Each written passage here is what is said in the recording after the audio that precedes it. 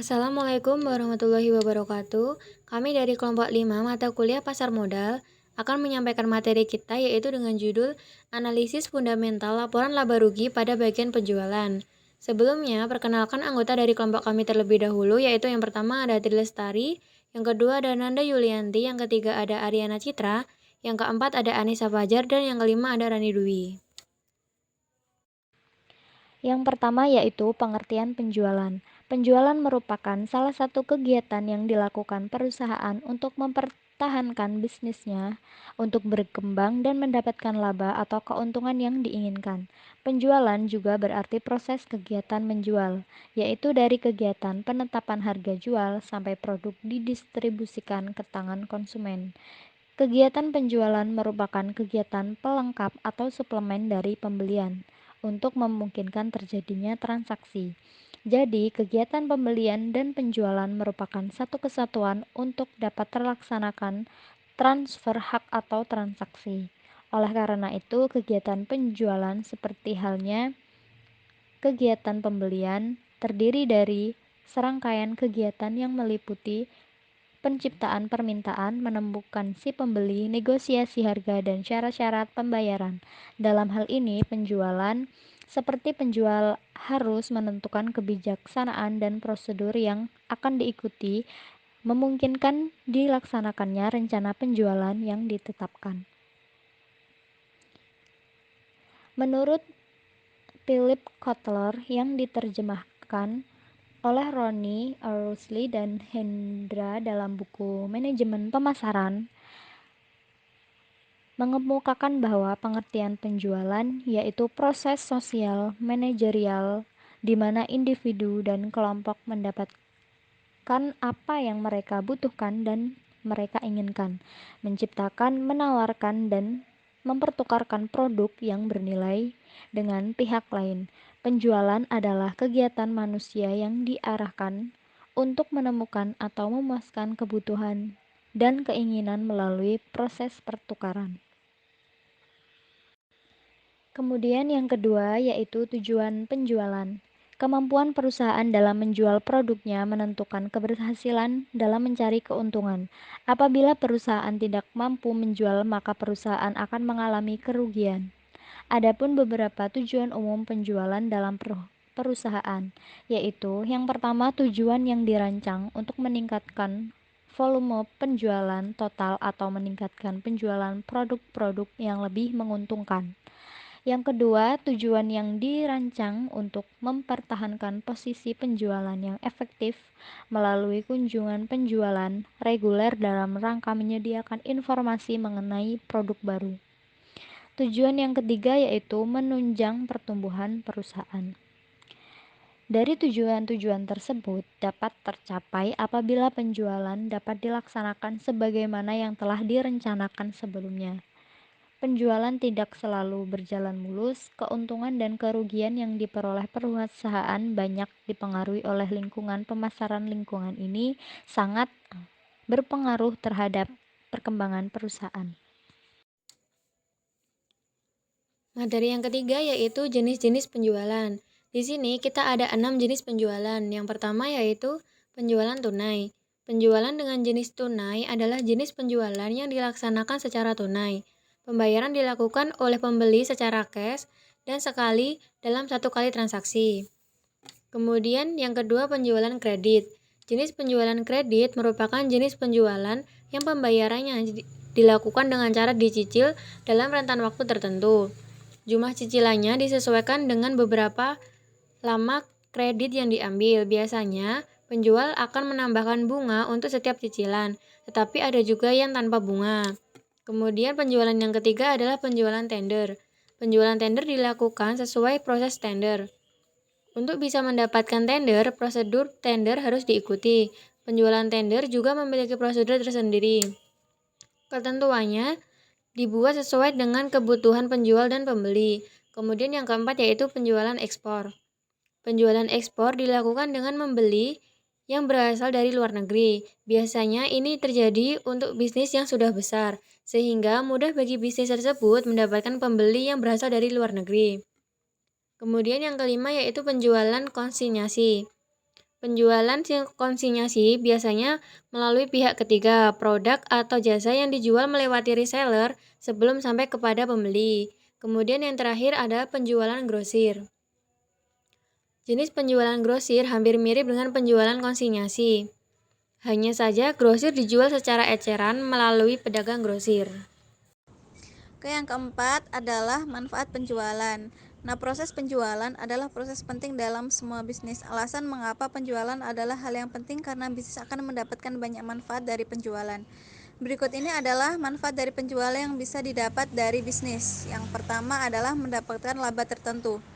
Penjualan bisa membantu perusahaan mendapatkan laba. Tentunya hal ini sangat bermanfaat bagi bisnis.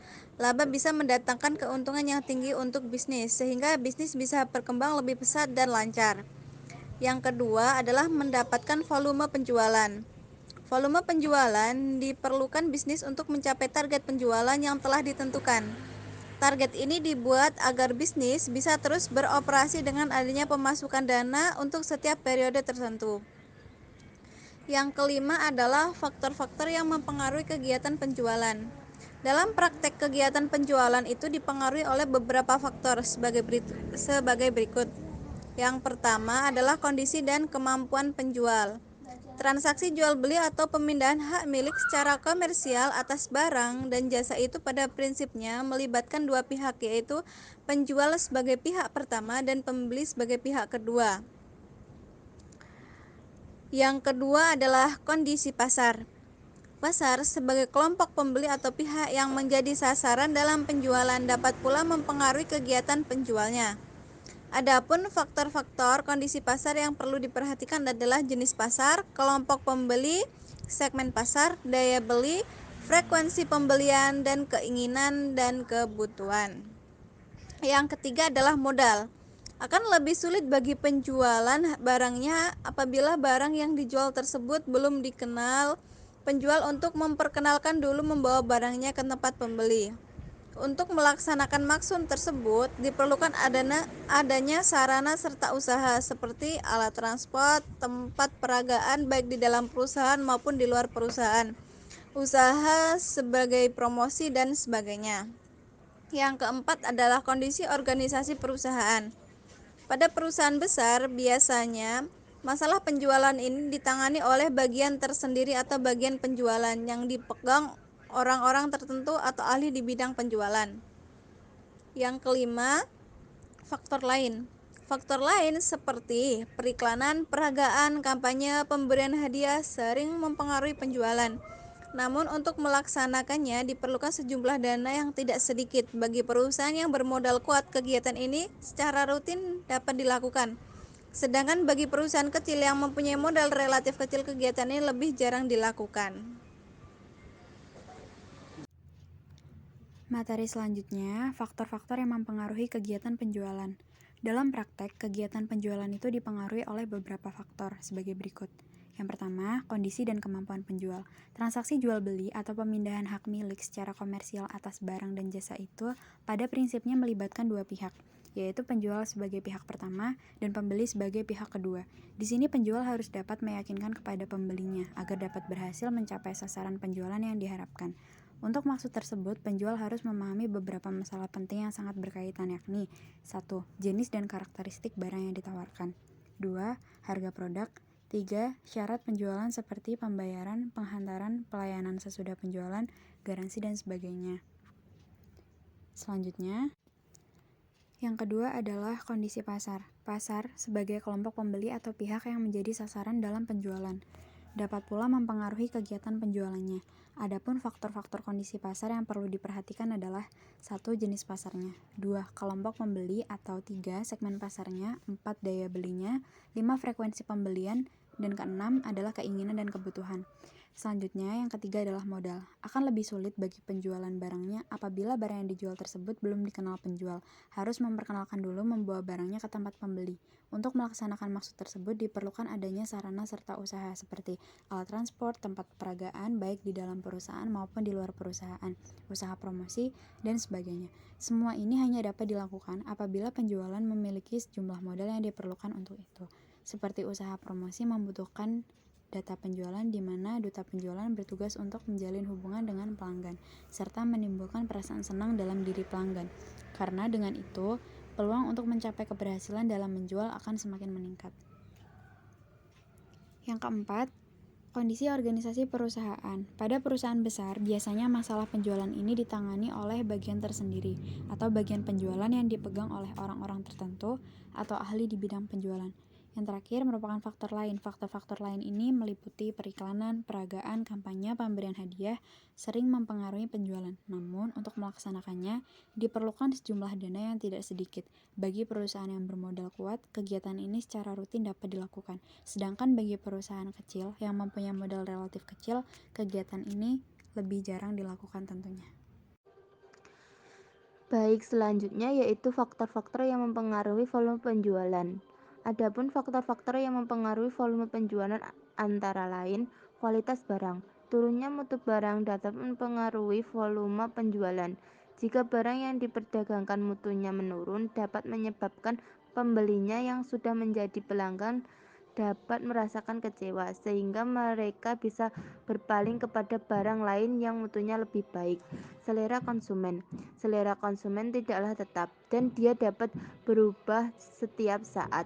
Bila mana selera konsumen terhadap barang-barang yang kita perjualkan berubah, maka volume penjualan akan menurun. Selanjutnya yaitu servis terhadap pelanggan, merupakan faktor penting dalam usaha memperlancar penjualan terhadap usaha di mana tingkat persaingan semakin tajam. Dengan adanya servis yang baik terhadap para pelanggan, sehingga dapat meningkatkan volume penjualan. Persaingan menurunkan harga jual, yaitu potongan harga dapat diberikan dengan tujuan agar penjualan dan keuntungan perusahaan dapat ditingkatkan dari sebelumnya. Potongan harga tersebut dapat diberikan kepada pihak tertentu dengan syarat-syarat tertentu. Sekian presentasi dari kelompok kami. Apabila ada salah kata, kami mohon maaf. Akhir kata, wassalamualaikum warahmatullahi wabarakatuh.